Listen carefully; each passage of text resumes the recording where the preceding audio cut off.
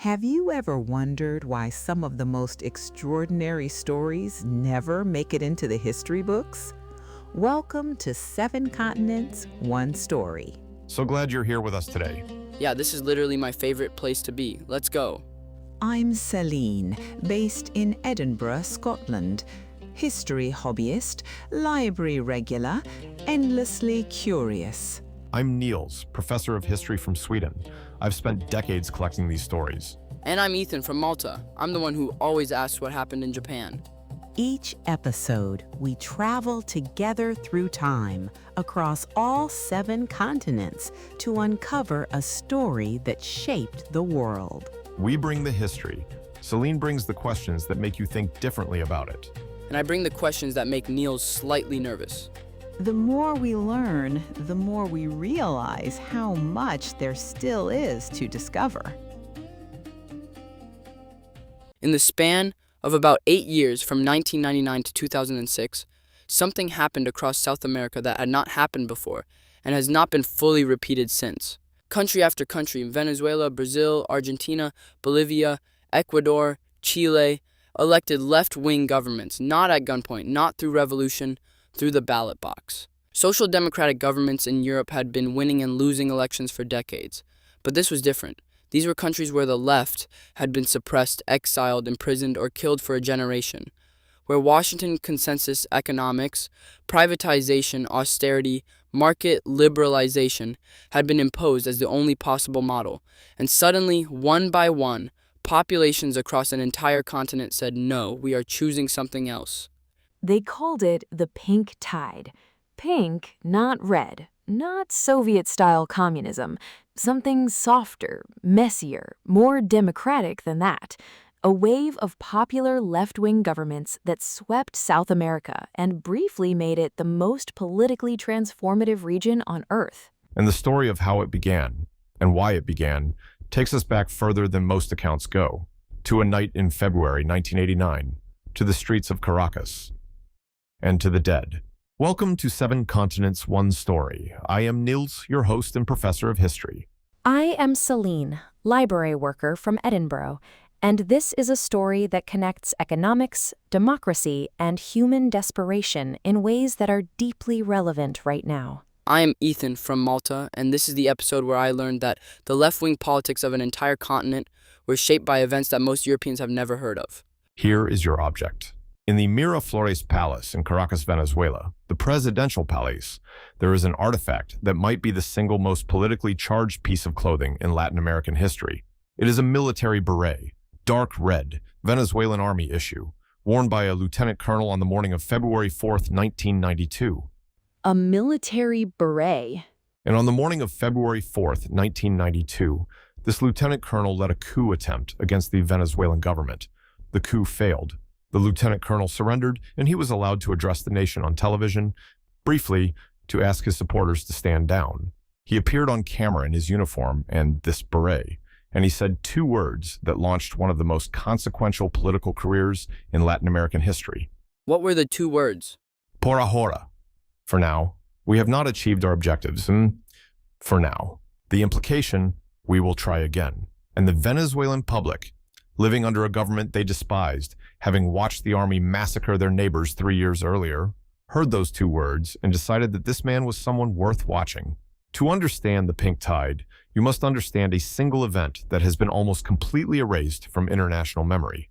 February 27th, 1989, Caracas, Venezuela. The newly elected president Carlos Andrés Pérez had just announced a package of IMF-mandated austerity measures. Fuel prices doubled, bus fares doubled. The cost of living, already punishing for the poor, became impossible. People went into the streets. In Caracas and in cities across Venezuela, people went into the streets. They looted supermarkets. They protested. And then Pérez did something that set the trajectory for the next 30 years of Latin American politics. He sent in the military. How bad was it? The official death toll was 276. Independent estimates, based on mass graves discovered years later, put the number at somewhere between 1,000 and 3,000. The Venezuelan military fired into crowds. Bodies were buried in unmarked graves. The Caracazo, that is what they called it. the Caracazo from Caracas and the suffix that implies a hit, a blow, a sudden, violent impact. A junior officer in the Venezuelan military watched all of this happen. He was already radicalized, already part of a conspiratorial group within the army that believed the civilian government had betrayed Venezuela and its people. The Caracazo confirmed everything he believed. And that officer was Hugo Chavez. 3 years later, Chavez led his coup. It failed. He said, por ahora. He went to prison for 2 years. He was released by amnesty. He ran for president in 1998 on a platform of radical constitutional reform and redistribution of oil wealth. He won with 56% of the vote. The pink tide had begun. Your second clue about the beret. After Chavez won the presidency in 1998, the beret became a symbol. He wore it in public. It appeared on murals. It became as recognizable as the Red Star or the Che Guevara beret, which was itself a conscious echo. Was the resemblance to Che intentional? Almost certainly. Chavez was constructing a mythology, the soldier revolutionary who had tried to act and failed, who had been imprisoned, who had come to power through democratic means but retained the identity of the man willing to fight. The beret was not just clothing. It was a political statement that ran back through decades of Latin American revolutionary symbolism. And you said this beret is in the Miraflores Palace? What is claimed to be the original beret from the February coup is now a museum piece, a relic of the founding moment of Bolivarian Venezuela. Whether it is the actual beret from that morning or one of several worn during the period, we cannot be entirely certain. But it is preserved as the founding artifact of the era, the object that represents the moment the pink tide began. Let me trace the wave as it moved. Venezuela, 1998. Hugo Chavez. He wins the presidency, rewrites the constitution, nationalizes oil revenues, launches social programs called misiones, literacy programs, healthcare clinics in poor neighborhoods, subsidized food markets. Venezuelan poverty rates fall dramatically through the 2000s as oil prices rise. Brazil, 2002, Luiz Inácio Lula da Silva. Lula, former union leader, former worker at a Sao Paulo metal plant who had his finger amputated in a factory accident, who ran for president 4 times before winning, who signed a letter to financial markets promising not to abandon Brazil's fiscal commitments, because without that letter, the Brazilian real would have collapsed before he even took office. That is quite a concession before you even win. It is the central tension of the entire pink tide. These were left-wing governments operating inside capitalist economies, dependent on commodity exports and international financial markets, constrained by debt and by the threat of capital flight. Lula understood this. Chavez, with oil wealth, chose to ignore it. Argentina, 2003. Nestor Kirchner came to power in the wreckage of the 2001 economic collapse when Argentina defaulted on its debt, the peso collapsed, and people were banging pots in the streets. Kirchner defaulted again, renegotiated the debt, and presided over a remarkable recovery. Bolivia, 2006, Evo Morales, the first indigenous president in the country's history. A coca leaf farmer from the Chapo region, he chewed coca leaves at his inauguration. A deliberate political statement, since coca is classified as a controlled substance by U.S. law. He nationalized gas reserves and used the revenue to fund social programs that dramatically reduced Bolivian poverty. Ecuador, 2007, Rafael Correa. Chile, 2006, Michelle Bachelet, the first female president of Chile, daughter of an Air Force general who had been imprisoned and tortured by Pinochet's regime. The symbolism of that particular victory? The daughter of someone Pinochet's government had killed, winning the presidential election in Pinochet's Chile. History occasionally produces these moments. A quick word from our partner, CYPRUSREALRETURNS. This story is, among other things, about what happens when economic systems fail ordinary people and the political upheavals that follow. Thoughtful wealth building is the answer to avoiding that kind of vulnerability personally. Cyprus Real Returns offers a guaranteed 6 to 12% returns on Cyprus real estate, 100% secured through the Cyprus Land Registry, with professional management so you do not need to become an expert to benefit. Cyprus property values are growing around 8% annually, making it one of Europe's most attractive real estate markets. Find out more at CYPRUSREALRETURNS.com. The standard explanation for the pink tide is that it was a reaction against the Washington Consensus, the package of neoliberal economic policies that the IMF and World Bank had promoted across Latin America through the 1980s and 90s. Privatization, trade liberalization, austerity. The reforms that, in theory, should have produced growth, and that, in practice, produced the Caracazo. Did they actually work, the pink tide governments? The record is genuinely mixed, which is unusual to say about a political phenomenon that so many people have strong opinions about. In Brazil, under Lula, poverty rates fell dramatically. The Bolsa Familia conditional cash transfer program reached tens of millions of Brazilian families. Brazil joined the BRICS. The economy grew. Lula left office in 2010 with approval ratings of 83%. One of the most popular leaders in the world. And the failures? Venezuela is the most dramatic case. The social programs under Chavez reduced poverty and improved literacy, measurably, verifiably. But the entire model depended on oil prices staying high. When they fell, beginning in 2014 under Chavez's successor, Nicolas Maduro, the structure collapsed. Venezuela experienced one of the worst economic contractions in peacetime history. Hyperinflation, food shortages, mass immigration. And the corruption. The corruption.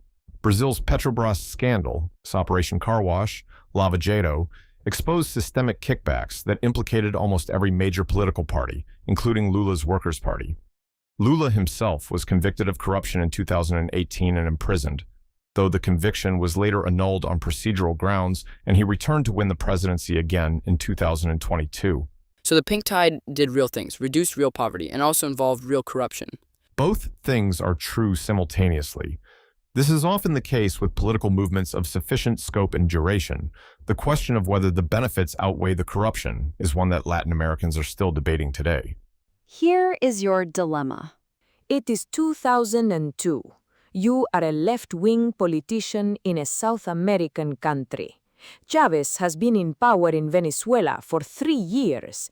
The pink tide is beginning to build. You are about to run for president. You face a strategic choice. Chavez has shown one path, confrontational, anti-American, unapologetically socialist. Nationalize the commanding heights of the economy. Challenge Washington directly. Use commodity wealth to fund massive social programs regardless of fiscal orthodoxy.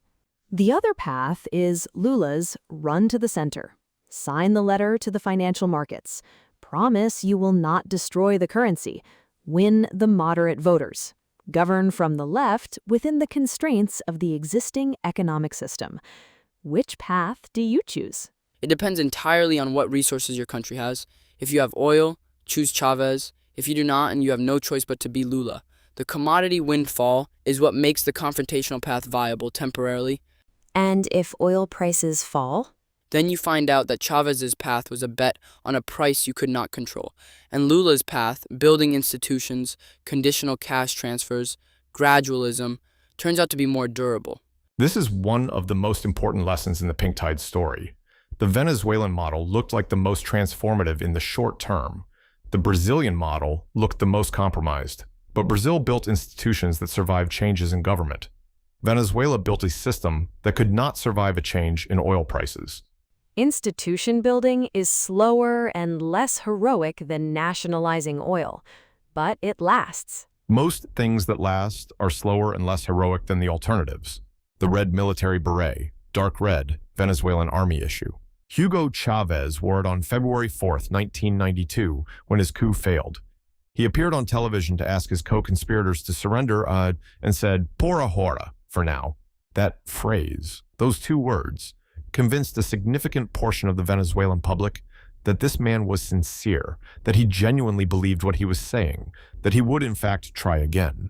He ran for president 6 years later. He ran for president, he won. He won again, and he died in office in 2013, still president, still wearing variations on that beret in public appearances. And the beret is now a museum piece. In the Miraflores Palace, a relic, an artifact of the moment when the word por ahora, for now, changed the history of a continent. 2 words, 1 beret, and the pink tide that followed. The most consequential political objects are often the most unexpected ones. The names I want to say now, most of them we do not know. February 27th to March 2nd, 1989. Caracas and other Venezuelan cities. The popular uprising. The government response. The killings. The official figure was 276 dead. Decades later, when forensic teams excavated mass graves on the outskirts of Caracas, particularly at La Peste Cemetery, a common burial ground, they found evidence of hundreds more. The exact number killed will probably never be known.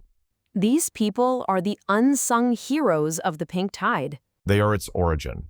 The Caracazo happened because ordinary Venezuelan people who had seen the promises of democratic capitalism fail them, took to the streets and were met with military force.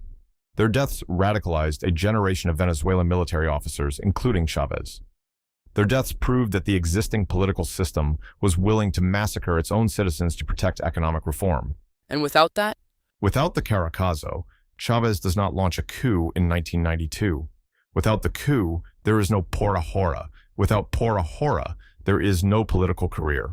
Without the political career, there is no Bolivarian revolution. Without Venezuela 1998, there is no pink tide of the 2000s. A political transformation that reshaped an entire continent, ultimately traced back to the people killed in the streets of Caracas in February 1989. We do not know most of their names. The records were incomplete. The graves were mass graves, the bodies reburied without proper identification. But they were there. They were real, and the world that followed, for better and for worse, was made possible by what happened to them. The Caracazo dead. Remember them. 1998 to 2010, the pink tide, Venezuela, Brazil, Argentina, Bolivia, Ecuador, Chile, and more. Touch. A wave of left-wing governments elected across a continent that had spent a generation under military dictators and IMF-mandated austerity. A wave that reduced poverty, built social programs, and also produced corruption, economic mismanagement, and, in Venezuela's case, eventual catastrophe. A wave that began with an austerity package, a popular uprising, a military massacre, and 2 words from a soldier who refused to say his time was over. Por ahora. For now. History is never over. The forces that produce the pink tide, the frustration of people who feel excluded from prosperity, the anger at systems that protect the powerful, did not disappear when the tide ebbed. They do not disappear. They recede and return, in different forms, in different places, under different names. Lula returned to the presidency of Brazil in 2022. Gabriel Boric won in Chile in 2021. Gustavo Petro won in Colombia, the first left-wing president in that country's history, in 2022.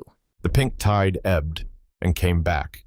The same currents, the same frustrations, the same democratic impulse.